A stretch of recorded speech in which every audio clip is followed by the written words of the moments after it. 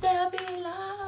Welcome back to my channel. Week number 2 in a row. I know, amazing. So today I'm back with a video about life post-grad. So I feel like this is not talked about enough, but I was so excited to graduate, so excited to get into the real world, and I had all of these plans.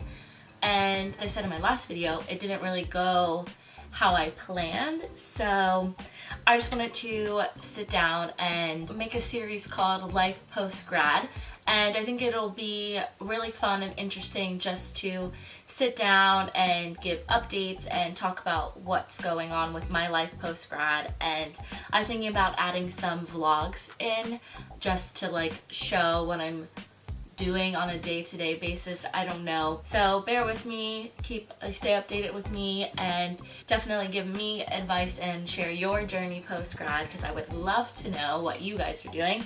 But the first video in this series is just going to be 5 things they didn't tell you about life post-grad, or they didn't tell me about life post-grad. So number 1 on my list of things that they did not tell you post-grad is that not everybody graduates with a job.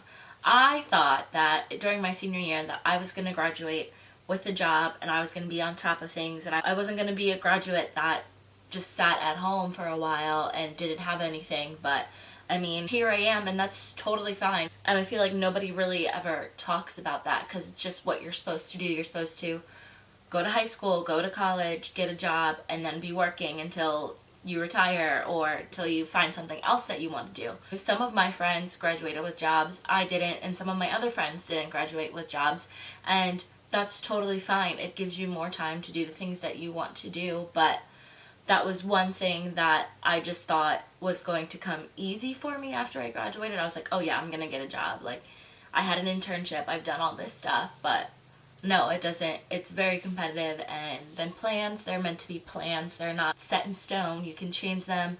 Things can happen, things won't happen. So the second thing that they don't tell you about post-grad is you need experience to get experience. So I have been looking at jobs ever since I graduated, and I even started a little bit before I graduated.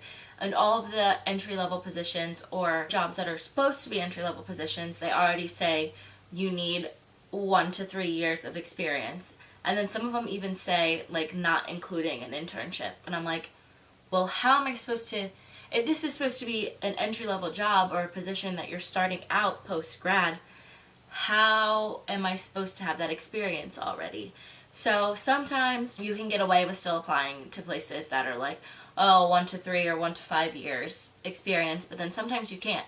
And they'll just be like, well, we're looking for someone that has experience. And I'm like, well, you say this is entry level, but I don't have that experience. I don't know. So definitely I would recommend getting as many internships as you can while in college. I only did 1, and it was the best, and I stayed there for a year, and I loved doing it.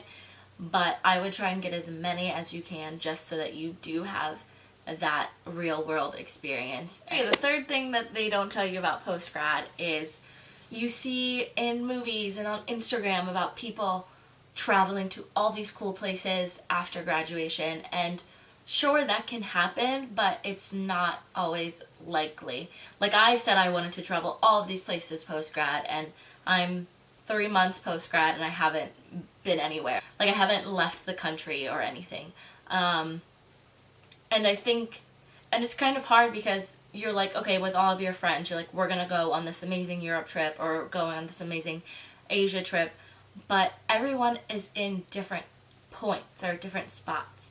So you can be like, oh yeah, I'm definitely going with my best friend here, like this was our plan, but then he or she can get a job and they can't do that. Or there's the whole uncertainty. You don't want to plan a trip that's for next month, but then you get a job and they're like, oh, we need you to start right away, and you have to cancel your plans, and that's a bunch of money. Or you have to even be like, I can't, like, I have a vacation planned, and you don't want to say that. It's very difficult to plan those trips, and most of the time it just doesn't happen. Okay, so the fourth thing that they don't tell you about life post-grad is that searching for a job is a full-time job.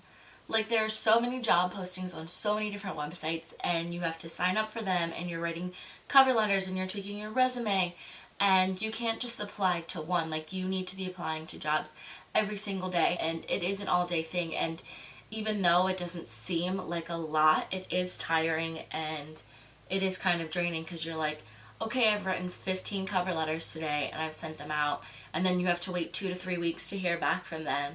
So it's like, it's just a cycle, and it does kind of get draining, because you can go, like, you can find a job that you're really excited about and think you have the best cover letter, the best resume, and send it out, and then it's like you have to wait 2 to 3 weeks before you even hear back. And it is kind of like a waiting game.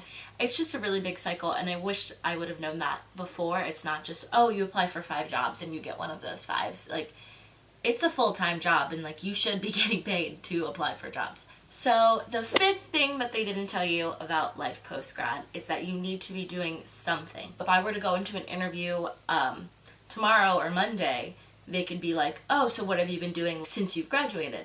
And you can't say nothing. Like, you can't just say, oh, I've been watching Netflix, or oh, I've been just hanging out with friends. Like, you have to do something. You have to find a way to talk about what you're doing in a professional way, because you don't want to say, oh, I've been doing nothing, or oh, I've been just hanging out with friends, which is what I've been doing. So I need to take that advice and maybe look into doing something else on top of looking for a job. So that is it for my 5 things they don't tell you post-grad video. I hope you enjoyed, and I hope you come back and keep up with my life post-grad series. I think it'll be a lot of fun. I have a lot of things planned, and I also want to help people who are maybe in the same position as me to figure out what they want to do. But make sure to subscribe and hit the like button, and share with your friends, and share with someone else who's unemployed post-grad, so they can come hang out with me. I will see you guys soon with my next video. Bye! And the 6th thing that they don't tell you about life post-grad is just simply that unemployment sucks. Like, it really does.